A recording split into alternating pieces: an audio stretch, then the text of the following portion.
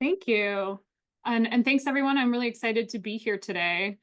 So I'll go ahead and jump in. So talking for organizational change, I have two stories that I'd like to share with you in support of hoping to convince you that ethnographic approaches are effective for the study of organizational inequality and change in STEM higher education.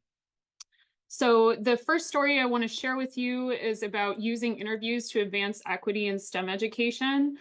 This is from a project that I did that was an institutional ethnography of parenting women in STEM PhDs. I'm going to focus specifically about parental leave for our discussion today to kind of narrow down the focus a bit.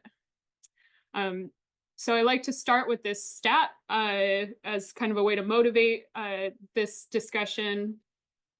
So the NSF data report that 27% of doctoral holding women in STEM said that they were unemployed due to family responsibilities as compared to 6% of men.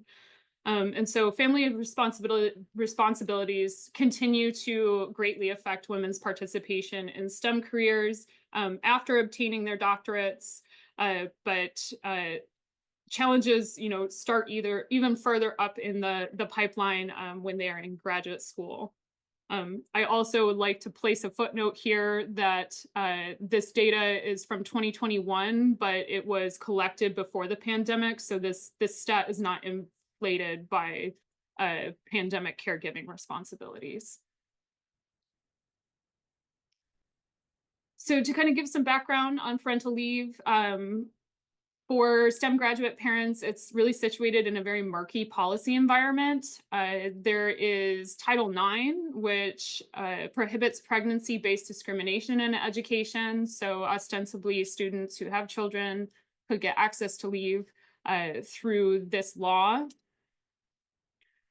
We also have the Family Medical Leave Act in the States. This is 12 weeks of job-protected unpaid leave. So this would be that you get to keep your job, but you get, just 12 weeks, but you're not going to be paid for it, right? And this actually comes with the stipulation that folks need to be employed for over 1,250 hours during the previous 12 months. If you're a grad student and you do your math on your 20-hour-a-week employment, that does not actually quite get you over that hump. So most grad students don't have access to FMLA, and state laws usually just line up with FMLA. They don't give extra protections. And we don't have any federal law that's protecting paid leave or providing paid leave. So it's left onto folks in the academic context to have universities who give them paid leaves. So whether that leave actually extends to graduate students is kind of up for debate. And I wanted to learn more about this in kind of the actual implementation of paid leave. So I asked the question, how are parental leave supports actually functioning, in practice for parenting women in STEM doctoral programs? To study this implementation of leave, so not whether or not the leave actually exists, but like, how is it actually functioning? I drew on institutional ethnography, which is an approach to theorizing institutions. So I use that to theorize the STEM higher education institution as constructed through relations. So what I mean by that is that institutions become real through social relationships, or relationships between persons. So these are formed and reformed through power as we interact with one another. And it's kind of shifting what we typically think of as identities, such as like gender, that we kind of think we carry with us. We kind of shift this into thinking about them more as a process. So how are they actually embedded in our institutional processes and linked to other systems of power? And so using this way of looking at the institution, I'm going to kind of give you an example of how we can think a little bit more deeply using this way of institutional ethnographic thinking. So Dorothy Smith, who created institutional ethnography, she's a sociologist, and she theorized that people who are in ruling positions are going to write up texts that can be read and interpreted elsewhere. So in this example here, the parental leave policy at the university is written by somebody who works as a university policy officer. They're in concert with folks who are in the board of trustees or board of regents, right? Depending on whatever your university is connected to as its governing body, as well as other folks who work in the policy space at the university. But they write up and they create this text. And so as we're going about our everyday lives in the institution, if somebody needed access to parental leave, an HR representative might engage with this policy with a particular grad student to interpret what the policy says, right? Because our policies are never written for specific people. They're written for a general and often idealized person. And so this kind of tells us what to do. And so what we do as institutional ethnographers is try to understand how people are engaging with these texts in their everyday work and how they kind of get them to do one thing or keep them from doing something else. And so even across space and time, right, you can have this text that can then be moved around, right? And then it can then be taken up in another situation with another particular graduate student who needs this policy interpreted for them, right? And it's going to be based on, when they need to take leave, what their contract is, right? All of these things.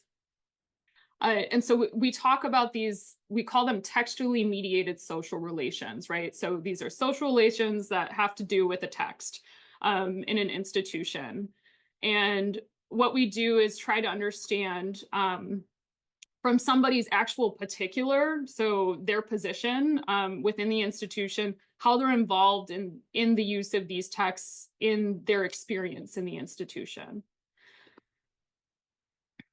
And so for this study on trying to understand parental leave experiences, I made use of a large research university as an organization through which I investigated the STEM institution. And then the folks who I put in this standpoint of trying to understand their experiences were 10 parenting doctoral student women in various STEM programs at the universities. At the university, one university.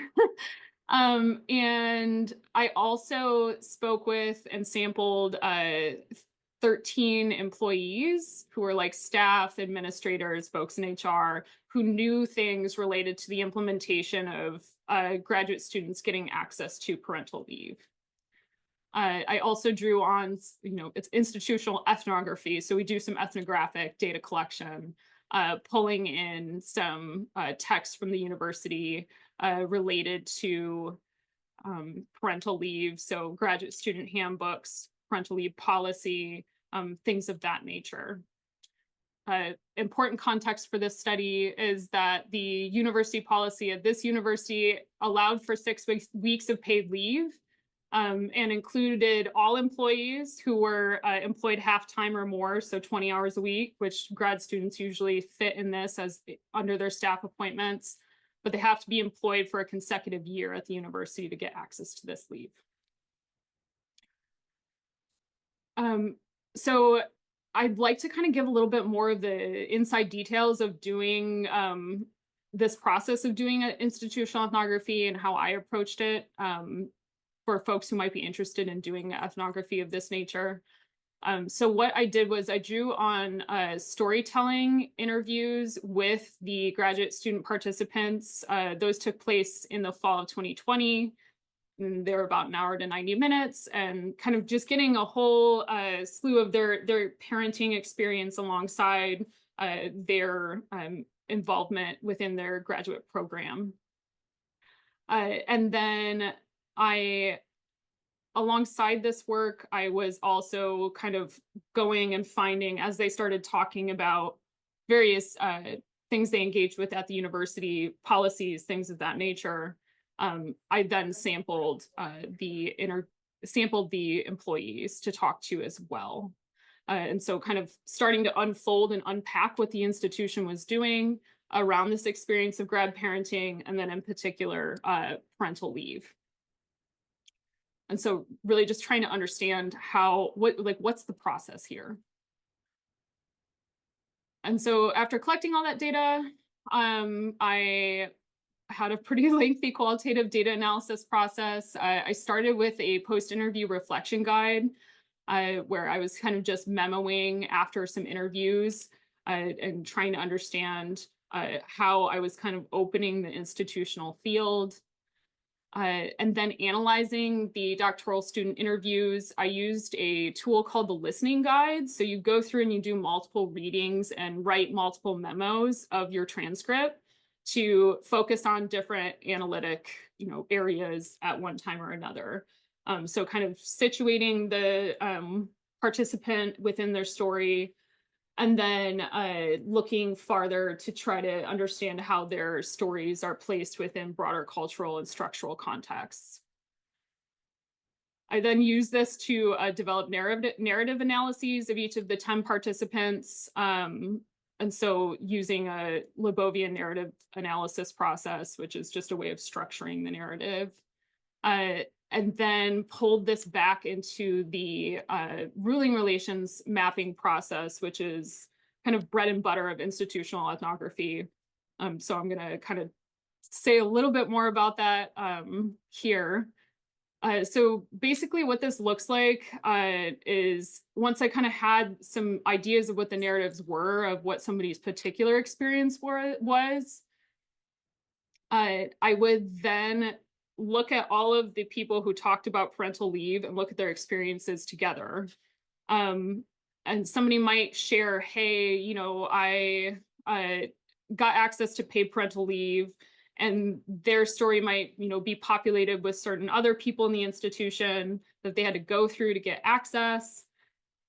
And then they might also bring up a text that that person used to kind of understand how they should engage with that particular graduate student.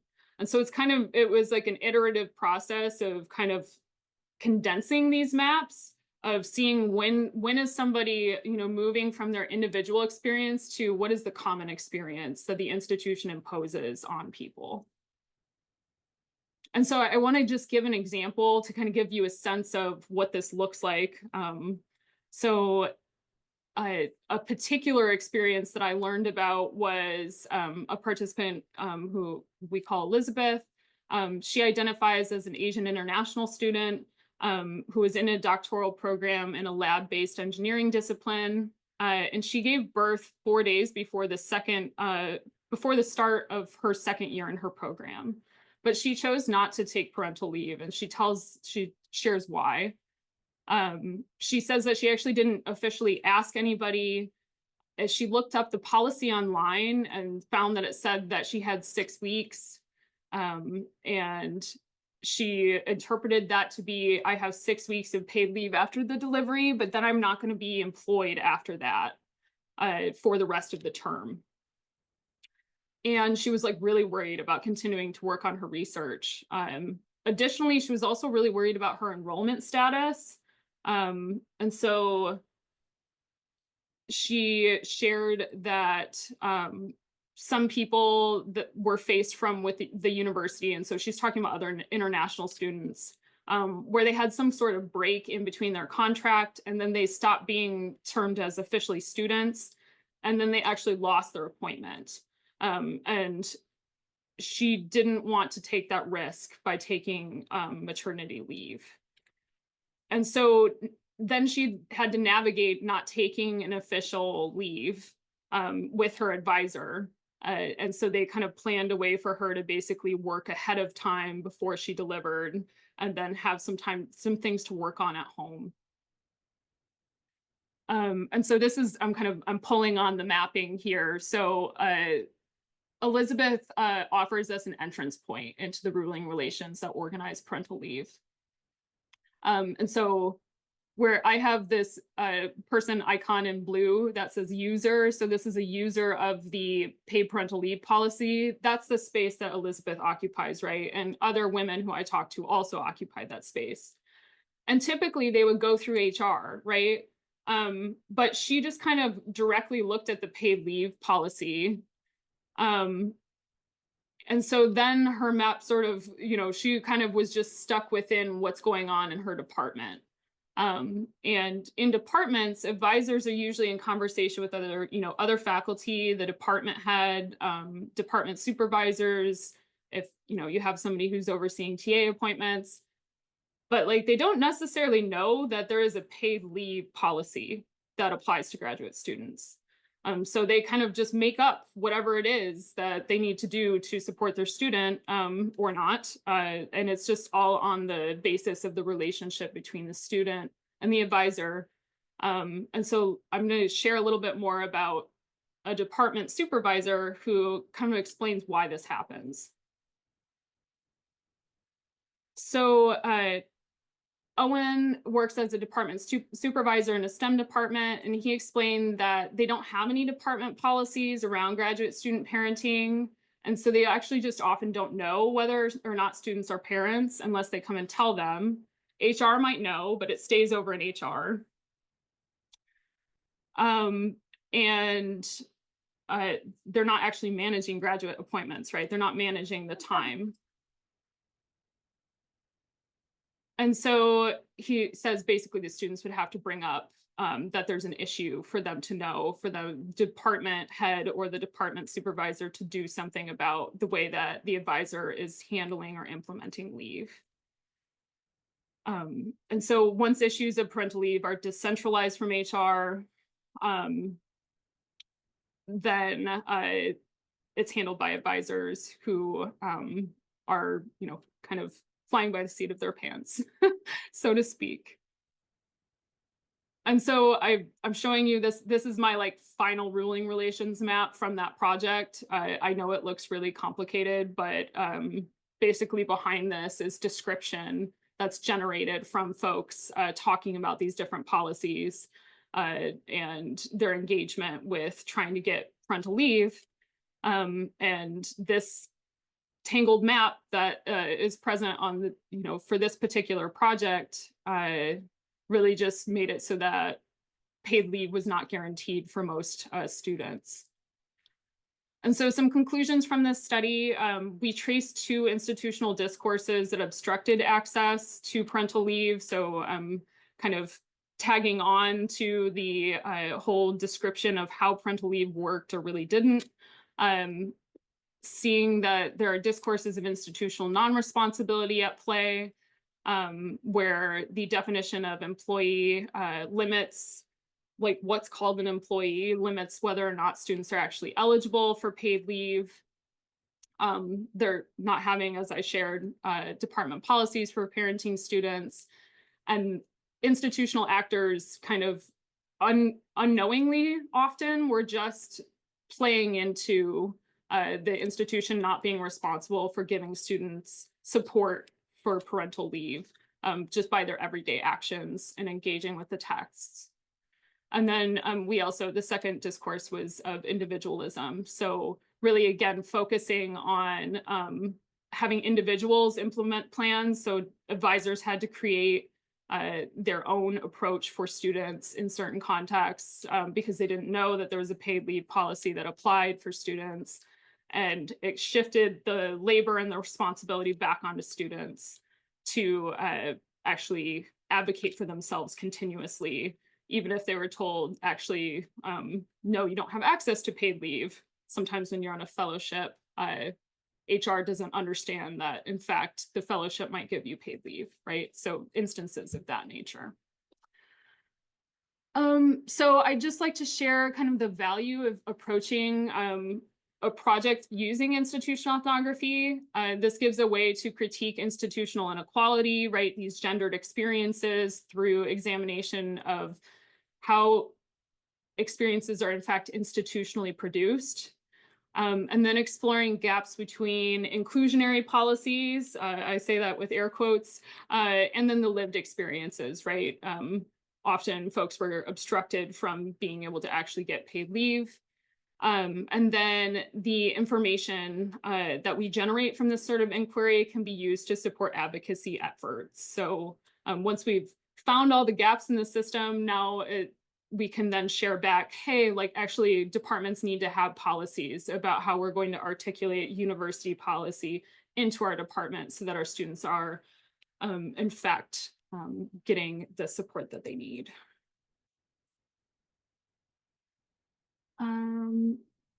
Okay, I would like to take a brief moment for a little bit of discussion. So I have a Mentimeter QR code here. I'm going to see if I can drop in the chat.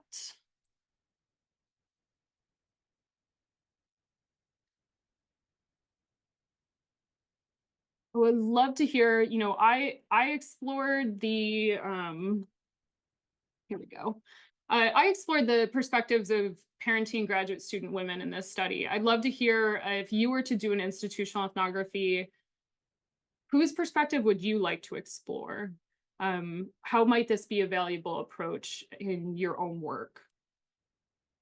So I'm going to go ahead and pull up the Mentimeter to see if folks can get there and share their perspective.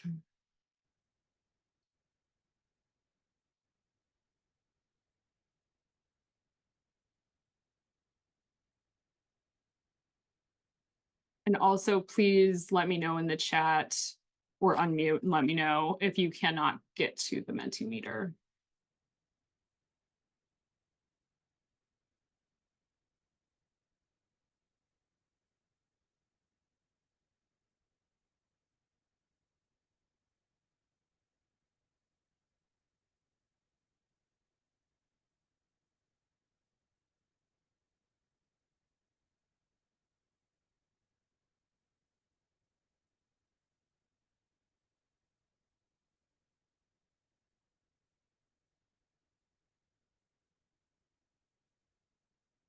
Can folks see the Mentimeter screen? A shared screen, but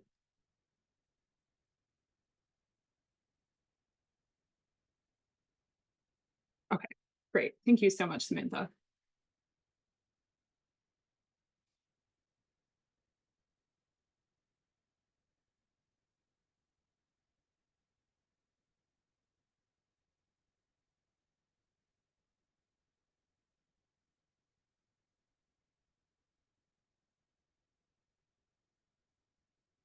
Give folks a few more minutes here.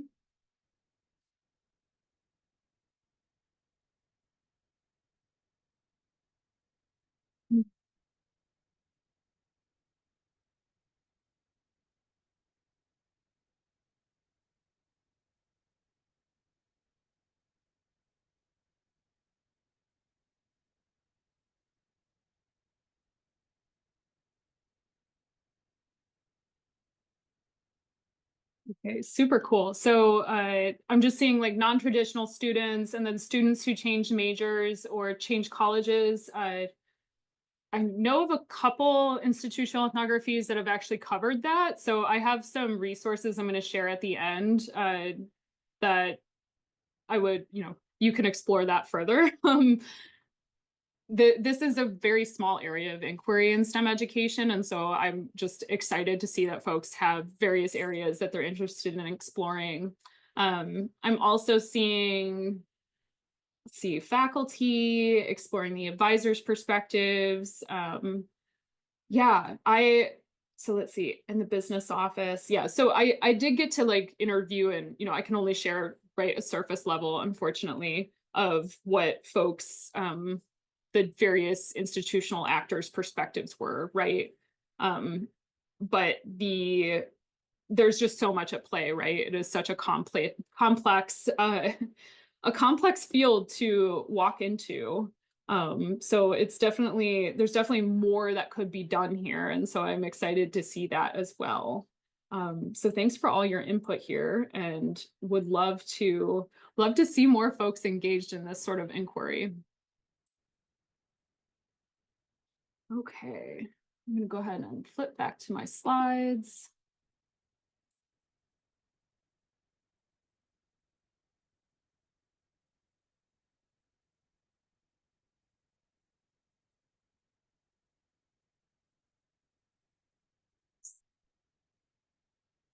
through here. I want to share my second story now. Okay, let's see if we can get there. All right, so I'm going to share a bit more about uh, a current study I'm working on, talking about understanding cultural change for evidence-based instruction. This is a little less niche than the last story. I think folks might be interested to learn a bit more about this. So this is a study I'm working on that's focused on introductory course reform in a chemistry department. I want to give a shout out. I get to work with two phenomenal researchers on this project. Lindsay Jarrett, who is currently a visiting instructor in sociology and criminology, and then Chris Sherrod, who is a PhD student in social work. And so folks might be familiar, but I'll give a little bit of background. So the STEM higher education reform kind of field has articulated that inclusive and evidence-based initiatives are really widely available at this point, but they're not widely used, right? So somebody comes up with a cool innovation, and then we don't quite know how to actually get people to use it in their classrooms or in their departments. STEM reform efforts have mostly focused on an approach of dissemination, right? This is what we do as academics. We write about it in a journal article and hope that somebody reads it and then they take it up and they use it, right? Or perhaps we're going to like scale it up, right? So we're going to take it and move it to other classrooms that are in the same department. But typically these approaches kind of don't engage deeply with culture or organizational context. And departments in particular are really crucial context for seeding and cultivating instructional change. And so I'm going to kind of just give you a lay of the land of some changes that we've seen in our department at Iowa, and kind of the context that I'm investigating in this story of, or this research study. So we have two courses that are introductory courses in chemistry. They're principles of chemistry and general chemistry. So folks who are in like pre-professional training or are in science majors, they take the principles of chemistry coursework. Folks who are on the nursing and agricultural tracks are more on the general chemistry side. And so they're a little bit more tailored towards what those students' needs are for their next courses in their curriculum. To date, the significant changes that have been made in the principles of chemistry course are the implementation of the chemical thinking curriculum, which is a curriculum that Vicente Telencar really developed at the University of Arizona. And we've kind of taken that up in our context at Iowa. We've also implemented learning assistance, shifted from a relative to a standards-based grading scale, and kind of really just done a wholesale reform of that course sequence. The general chemistry course has engaged with creating a math co-curricular, so an algebra companion course. They've also taken up the learning assistance, moved to the different grading scale, and taken kind of some of the learning that we've found from the principles of chemistry course, which shifts some of the more math-based sense making a little farther in, so that we're focusing more on students being able to think like chemists instead of just being able to do really good dimensional analysis and just kind of mathing their way through the course. And we have some outcomes-based data that's been showing that some of the gaps between what the university collects as non-URM versus URM students. So I'm just pulling this from our institutional research office, like the way that they group these categories of folks together. But we've seen some gaps closing within these courses, and we don't really know kind of like what the nature of the change is, or um, how some of the steps that folks have taken in that reform process have come to be seen as so valuable on our campus. So people always talk about what they're doing in chemistry, which I found shocking when I got to the university. And so I've been kind of digging in and trying to learn a little bit more about uh, why is it that this is a place where so much change has been able to happen on campus. And so I have two research questions that are motivating this work. How is the department's teaching and learning culture facilitated and sustained changes in the chemistry courses? And then how has the university teaching and learning culture changed to enable those reforms? So kind of thinking not just about the department as kind of bounding this case study, but thinking about the sort of situation of the department within the broader university context. And so for this study, we are drawing on the 4 frames for cultural change in organizations. This comes out of the cultural leadership literature, or sorry, organizational leadership literature. And Bowman and Deal propose that culture functions through people, power, structures, and symbols. And so we can kind of understand change by looking through these overlapping frames. So I'm just going to kind of operationalize these terms a little bit for you. So thinking about people within change, these are solutions that embody a shared vision that needs to attend to the goals, the identities of participants, and really focusing on affording them agency to enact their change and own those changes, right? So how are individuals engaged in change? And then the next frame of power is sanctioning changes due to positional power or relational power, right? So where somebody is situated will really guide the way that they're actually able to make a change stick or hold up a change. And then structures are defined as policies and procedures, such as formal positions, committee structures, or course assignments. So these are, you can go and read about it somewhere, or there's a meeting on the calendar for it, right? Like these kind of become real in this way within this frame. And then symbols are how actors give meaning to those structures. So how did they put language on them? How did they, share myths or values about those structures? And how those are then changed to support a proposed change, right? So how does that shift within the process? And so I'm leveraging a qualitative ethnographic case study for this project. We've spent the last, year or so collecting a bunch of data. So we've collected observations, just kind of spending some time in the department, observing laboratories, discussions, lectures, really trying to see how are folks actually delivering this new curriculum or these new instructional approaches such as learning assistants.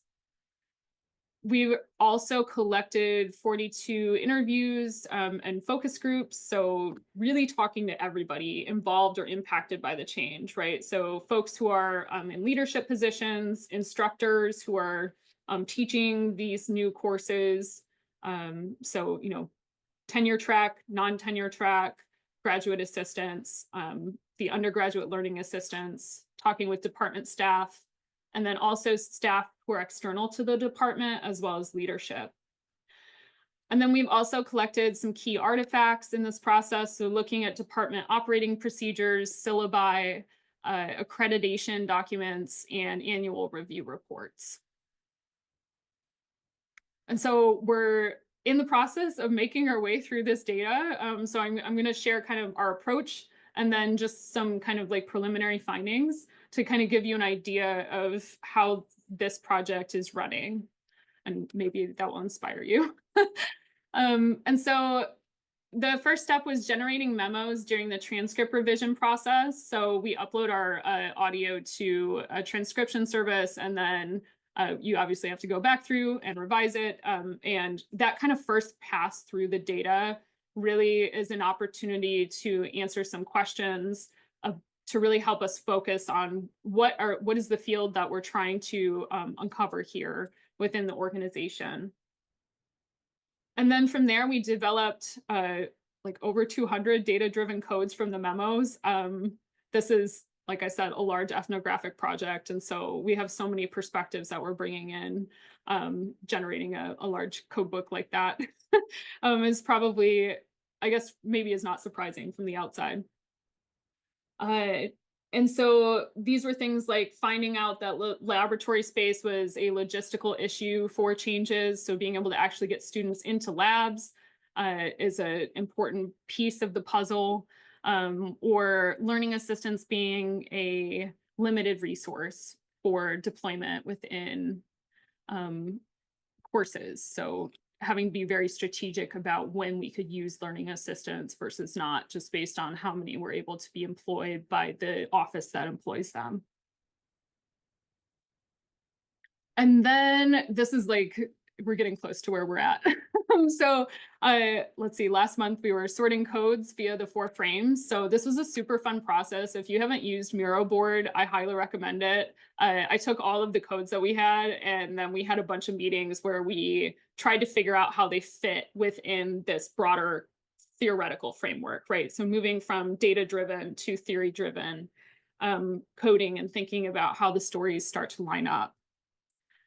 And then we've been using MaxQDA, which is just a data analysis software, to then apply these codes back to the data and make sense of it. So we're very much in the midst of all of that. But I kind of want to show you what this looks like. So a story that we're trying to understand about structure is, and again, structure is looking at policies and procedures, right? So very formalized aspects. We're calling this behavioral organization through meeting structures. So, right, like, what are the meeting structures that we have that enable or constrain change? And we found that there's really limited or non-existent time for department-wide reflection on change efforts. So folks might go to some of the department seminars, like we're at right now, right? And they might learn about different approaches to chemical education there if they brought in a chemical education speaker. And they might individually reflect, but they're not reflecting on the change writ large.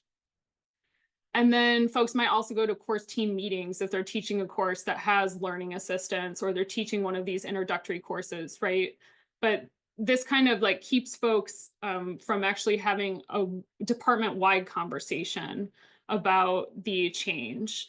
And this, we found, kind of led to some hallway conversations about, well, I don't know if we should have done this, right? Because now I'm seeing these students in later courses, and the things they know, do they know these things because of this curriculum, or are they missing these things because of this curriculum, right? So really trying to understand how a narrative can be built, or how folks could have spaces to engage with that narrative of change to build on it, is something we're trying to keep track of.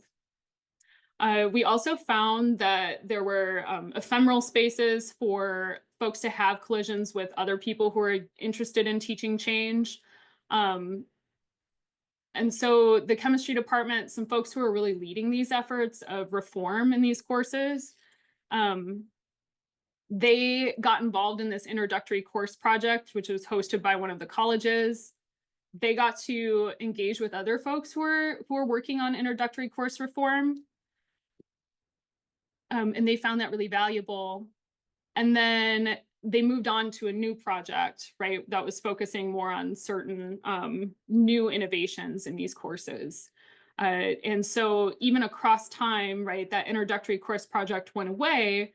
They had another space to continue to engage with folks, but these are not structures that stick around, right? Like the Excellence in Teaching and Learning project ended this last year, right? And so folks need spaces to continuing to engage in these discussions. And that's why it's really nice to have a center that's specific for STEM education, like you all have at your university. Another story we're trying to understand is about symbols. And so we found that the department was really engaged in elevating and valuing discipline-based education research on the tenure track, right? So this was a change in the way that they interpreted the tenure track in their department. Right, so the way that folks give meaning to those structures. I found that there was a departmental history of chemical education and also some SOTL inquiry as well before those changes were made. So I'm kind of giving you a quick timeline of the changes were made in 2020. But I spoke to a faculty member who shared that some members of the department got really interested in the emergent field of chemical education back in the 90s, right? And they were interested in hiring somebody on the tenure track with this experience. And so they did hire someone who was already tenured. And then they hired another faculty member who was tenured, and then further moved forward in time in 2013, hiring an assistant faculty member to then move them through the tenure process, right? So really establishing this coalition of discipline-based education researchers within the department. And as I mentioned, the SOTL type projects were going on as well. So those were being supported by those chemical educators. And more recently, one of the faculty members talked about chemical education being a driver of reform. She was talking about how having those faculty members in the department, it was really nice that they actually brought in speakers, right, for their seminar who would talk about innovations that were specifically contextualized in chemistry, right? So she could see how she could immediately plug and chug those into her own curriculum in her own courses, instead of having to kind of make the leap from something that was shared by the Center for Teaching, right? And so this is kind of how that change continues to snowball.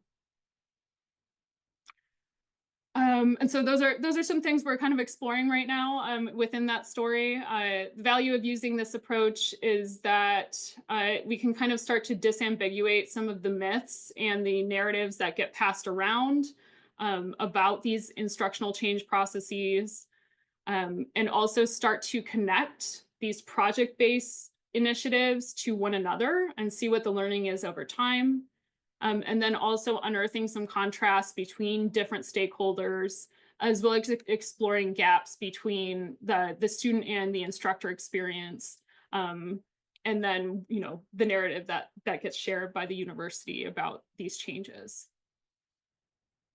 And so I'd like to close just saying I hope that I've convinced you that ethnographic approaches are effective for studying organizational inequality and change in STEM higher education. Come over and do this work. It's really exciting. And you get to find out some really interesting things. And then I'd just like to acknowledge the funding sources for this, and would be happy to talk with anybody. Here's my contact information, and I will drop the links in the chat to the set of resources that I put together. Thanks so much for having me. Thank you, Dr. Wright, for the engaging presentation. Now we have about 10 to 15 minutes, so we can have your questions. Feel free to unmute yourself and ask your questions to our speaker.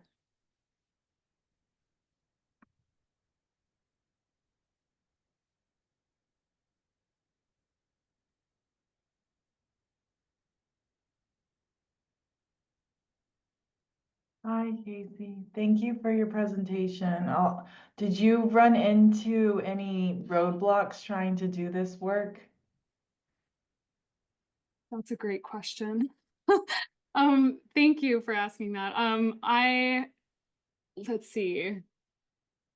I guess, okay, so from the project that was about parenting grad students, I had a really hard time getting department heads to speak with me because they were like, I can't possibly have anything to share about this.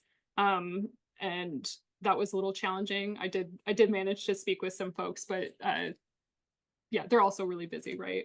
So there's some of that, right? The, I guess, prestige gradient, right, of needing to be able to speak with folks who are in more leadership positions when you are, you know, a lowly grad student. That can be challenging.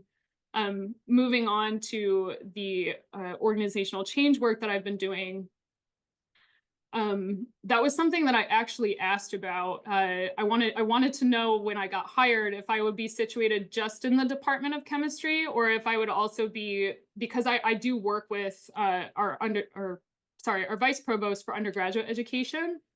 I wanted to know, am I actually going to be situated between these two spaces? Because I need to kind of have that power as part of my email byline, right? And so that has been helpful, being situated, having that as a part of my role. And then also the people that affords me access to who can make introductions if I need to have somebody get the door open for me. But people have been really excited to engage and talk, and also folks in leadership positions don't get enough time to reflect. And so they actually really enjoyed that part as well. So yeah. That's cool. That's good. One of the other things I was thinking about while you're presenting, I'm not sure if you're familiar with this, but I'm pretty sure Iowa is a member of Sea Change. Have you heard about this before? I have heard of this. The only reason I mention it, I'll put a link in the chat, is because I bet they would be really, like, whoever's the team would probably be really interested in your work. Yeah, I know the person who is at the head of Sea Change, but our state context, we have been, and with our Board of Regents, we've been going through some DEI related changes, and so that has really unfortunately I impacted wondered that if that program. would get hit. Okay. Yeah, but All right. it is a great program. Like I've met Beth, I can't think of her Yeah, last name. Beth Rudy. Yeah, Yeah. she's Yeah. phenomenal. Yeah, Yeah, she's it's a awesome. really cool program. So I yeah, was just thinking that your work resonated a lot with that. yeah. But I'm tapped in. We've got other things going on our Okay. campus related to change. So Yeah. I'm very much so situated in them, which is cool. good. But thank you. All right. Samantha, you can ask your question. So I don't know, my question probably seems politically charged, but that's just the nature of the situation that we're in right now. So I was wondering, like, I feel that a lot of the issues with the way that the political field sees DEI is like a communication issue because it's not being reported in a way that's actually accurate of what DEI research represents. So I kind of saw it like science communication, to where maybe it's just not being communicated in ways that the people can understand because they're in a different research field. Do you have any advice or thoughts on how to like bridge this gap between how DEI is portrayed in politics and how DEI is handled in institutional research? Yeah. Man, it's a difficult time that we're in. We're seeing such an about face in the environment for DEI. I think that it's important to remember that those things are always connected, right? The way that the political environment is always going to be impacting our educational space, right? Like we're seeing so much change happening at universities in what is funded. And so I think it's important to make sure that we're just being upfront with what the history is and how our work is connected to that, right? Like I think about the history of women in science having access to be called a scientist, right? To train alongside other scientists, right?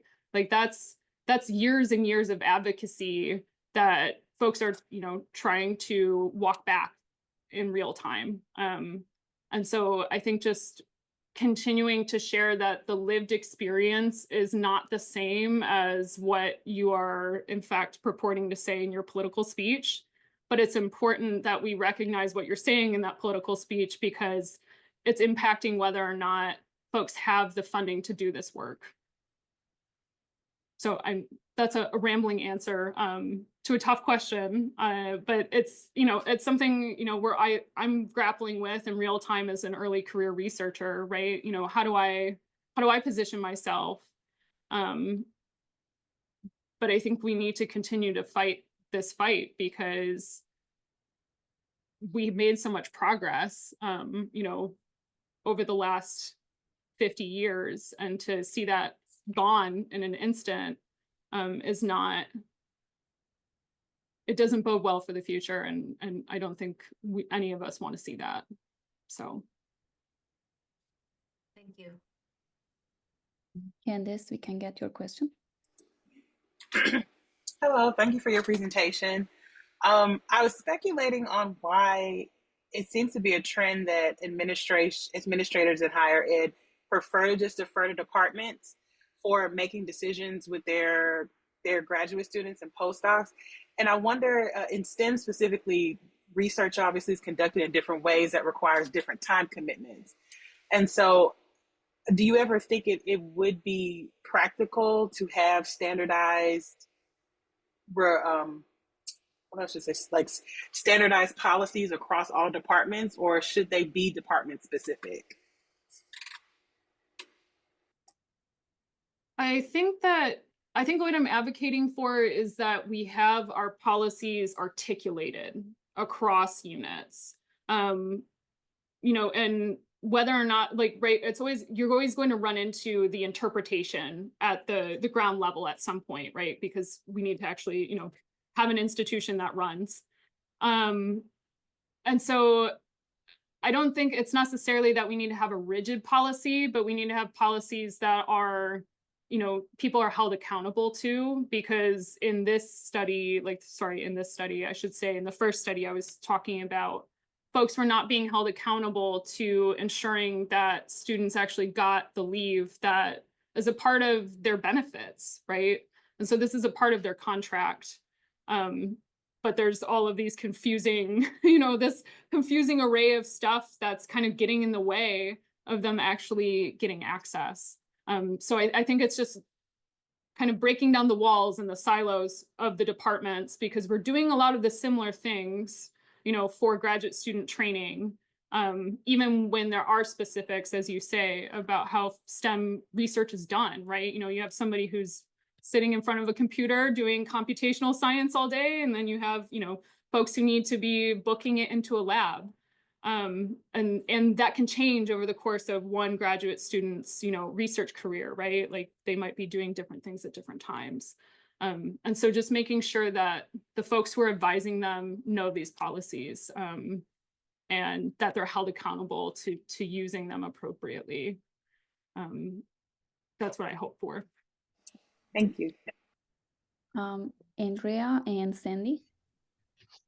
Thank you, Dr. Wright. I really appreciate your focus on chemistry. That's my background area. And so it's great to see that work happening, especially chemistry education. I appreciate you sharing that timeline for sort of how the work is developed within your department.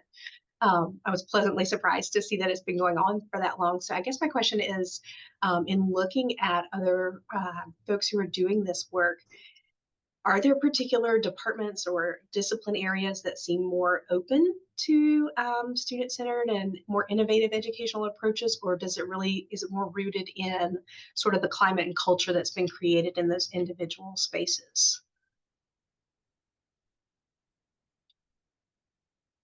I would say it's more, there are like pockets of innovation.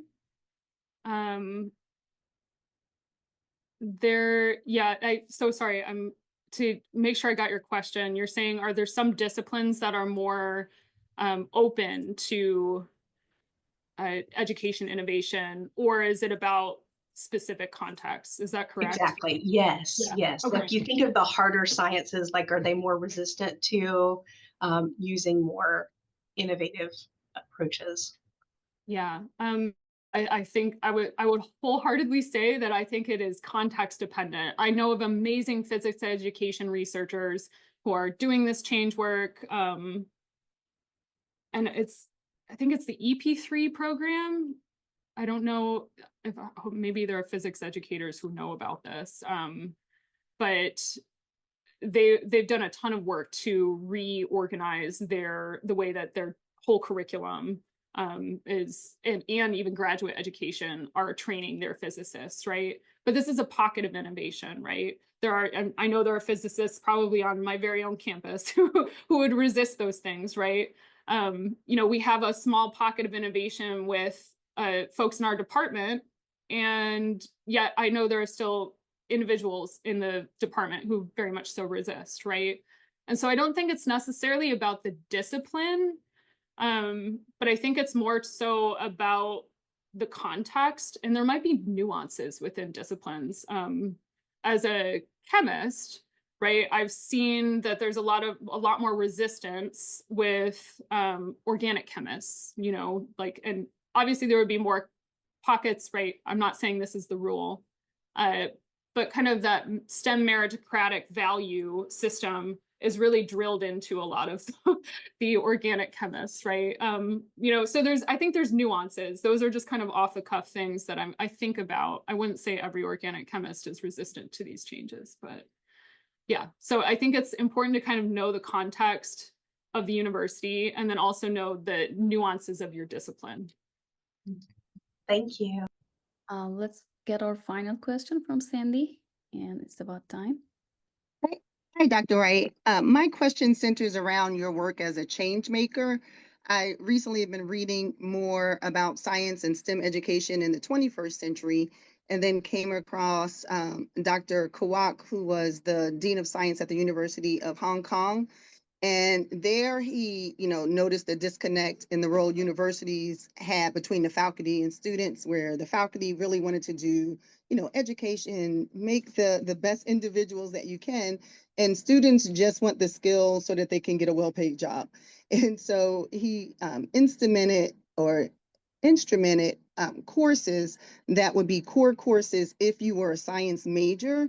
And those courses kind of centered around just how to do science, just the scientific method, reasoning, looking at the paths that science has evolved through. And so as a change agent, I guess my question is, what do you think about that type of approach as science begins to evolve into, what matters today, and teaching factual knowledge, but also the process of solving real world problems? And with that, do you think that also includes K through 12 education and not just university level students? Yeah, excellent question. And also I would love to, if you could share that reference in the chat, I would love to dig into that further. No, I mean, I think this is, I didn't, there's so many threads that I'm trying to pull in this study. But we have a whole set of themes that are kind of focusing on students as consumers of education, and different folks positioning them as consumers of education, right? And so they come in with an expectation about how their experience is going to play out. And when it doesn't match up, that becomes like a huge problem, right?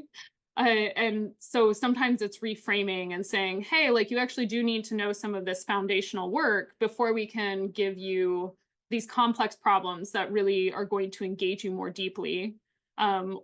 So in certain contexts, I think that's like I appreciate the context you're sharing, the way that individual created a program that's more aligned with what students desire.